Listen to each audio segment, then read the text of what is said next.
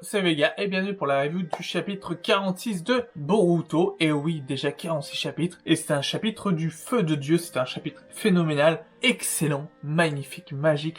J'ai adoré ce chapitre-là. Beaucoup d'informations comme on a eu le mois dernier, beaucoup d'informations, et en plus ça pallie forcément l'anime puisqu'on n'a plus de l'anime en ce moment, et ça fait du bien du coup d'avoir une petite dose de l'univers de Naruto, donc en l'occurrence Boruto, ce mois-ci. Donc on commence avec le combat Kashin Kojin contre Jigen, il fait rage, etc.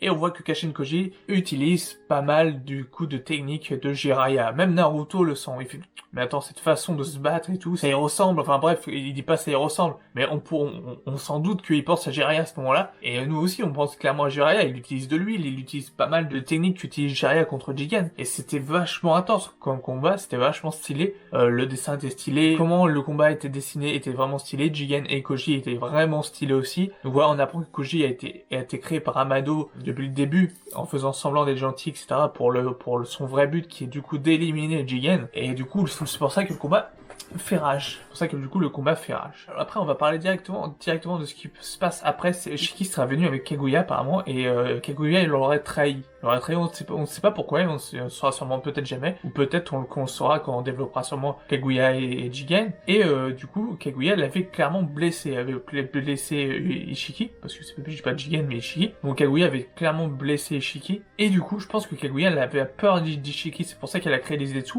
Et on avait dit que Kaguya avait peur de quelque chose, et que la guerre entre guillemets, avec les 4e Guardian Ninja, etc., ne devait pas se mettre contre les shinobi, mais ça devait être sûrement contre, du coup, Ishiki, enfin, de la part de Kaguya. À mon avis, Kaguya se préparait à réaffronter Ishiki. Ishiki, quant à lui, a réussi à survivre grâce à un petit procédé. C'est pas le Kama, c'est encore autre chose. Ishiki, du coup, il était au bord de la mort, mais il a réussi à voir Jigen, à se faufiler dans son oreille, et à se nourrir comme un parasite, comme il disait que les Osuki étaient des parasites, comme un parasite à se nourrir un peu de Jigen et devenir peu à peu Jigen. Mais Jigen ne deviendra jamais Ishiki, du coup, parce que le Kama qu'il a imposé sur Jigen ne peut pas être actif, il ne peut pas lui permettre de ressusciter. S'il le fait, son corps durerait que quelques jours avant de mourir. C'est pour ça que Kawaki est donc, du coup, le réceptacle, du coup, de Jigen. Et chose intéressante, c'est qu'on apprend qu'est-ce que le Kama, enfin, après tout ce temps, on apprend comment marche le Kama. Le Kama est un sauvegarde, c'est un système de sauvegarde d'une copie de la personne de l'Otsutsuki désirée. Par exemple, Moshiki a fait une copie de lui, il l'a donné à Boruto, et Boruto l'a dedans. Donc du coup, c'est une sauvegarde. Il a fait une sauvegarde de lui-même, et sa sauvegarde, du coup, s'étend peu à peu dans Boruto, jusqu'à temps que Boruto devienne Momoshiki Otsutsuki. Alors, est-ce que Boruto va devenir méchant? Est-ce que Momoshiki Otsutsuki va ressusciter? Parce que là, on a deux Otsutsuki qui peuvent ressusciter, enfin, qui pourront ressusciter dans l'avenir. Comment ça va se passer? Est-ce que du coup Boruto va devenir pote avec Momoshiki ou pas? Moi j'espère pas, j'espère que Momoshiki sera vraiment l'antagoniste de l'histoire et que ça sera dans le même cadre qu'Ishiki. Ou même que à la place d'Ishiki, vu que ça fait depuis très longtemps qu'il est là, que Ishiki en fait ne soit pas si méchant que ça au final. Que Ishiki a des bonnes intentions. Et du coup voilà, le but d'Ishiki, en tout cas on sait que pour le moment le but d'Ishiki c'est de ressusciter via du coup le vaisseau que Kawaki a, du coup son Kama, et c'est le but pour le moment d'Ishiki. Et franchement c'est un chapitre rempli d'informations. Et ça ne sera pas fini parce que le mois prochain on saura comment tuer un Otsutsuki. J'ai l'impression que vous faites des quoi. Aujourd'hui c'était comment marche le Kama, demain c'est comment on va tuer un Otsutsuki. J'ai hâte de voir du coup le chapitre du mois prochain parce que comment tuer un Otsutsuki, genre mais Amado il connaît tout. Amado il nous fait de l'explication. Là Amado il nous met tous les secrets comme ça, etc. Je sens qu'on approche vraiment de l'ellipse parce que là il faudra vraiment que du coup ils aillent s'entraîner pour être plus fort qu'Ishiki, pour être plus fort que Kawaki. Ishiki ne se laisse pas prendre par lui-même. Et voilà.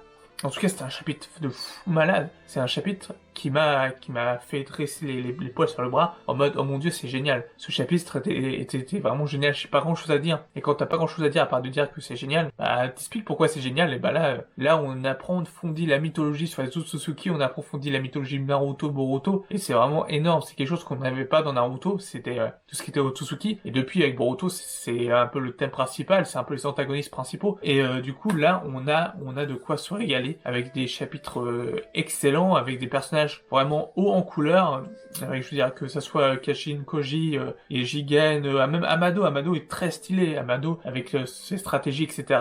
Bat Shikamaru qui perd son sang-froid de plus en plus, c'est déjà quelque chose d'assez rare de voir Shikamaru perdre son sang-froid, Et ça fait 2 fois de suite qu'on le voit, qu'il perd son sang-froid, et c'est vraiment quelque chose d'assez énorme. Ouais, j'ai vraiment adoré ce chapitre. Il y a beaucoup de choses qui sont intéressantes et beaucoup de choses qui pourront potentiellement venir dans la suite. Dans quelle suite on pourra avoir à tout ça? Est-ce que du coup Boruto va devenir méchant? Est-ce que Kawaki va devenir Ishiki? Et ça va être plein de questions qu'on peut se poser, mais ça se trouve ça va devenir le contraire. Ishiki en fait il va avoir de bonnes intentions, il va prendre le corps de Kawaki, et Boruto va devenir Momoshiki, il va avoir de mauvaises intentions, et ça serait totalement inversé la scène du premier épisode, et ça serait quelque chose d'énorme. Imaginez la scène si en fait c'est l'inverse, c'est Kawaki qui veut arrêter du coup Boruto qui est dans la tête je sais pas, un génocidaire ou devenu un antagoniste totalement, et que du coup Kawaki veut empêcher Boruto de devenir Momoshiki. Parce que là, il y aura des gens, c'est sûr, ils vont tuer Boruto ou Kawaki avant que Ishiki et Momoshiki ressuscitent. Parce que là, si la formation comme ça se sait, bah du coup il faudra prendre des mesures drastiques, et normalement la seule mesure de tuer pour le moment, pour moi, un Suzuki, c'est de tuer son hôte. Donc si tu tues Boruto, t'auras plus Momoshiki, bon t'auras plus d'histoire, mais t'auras plus Momoshiki.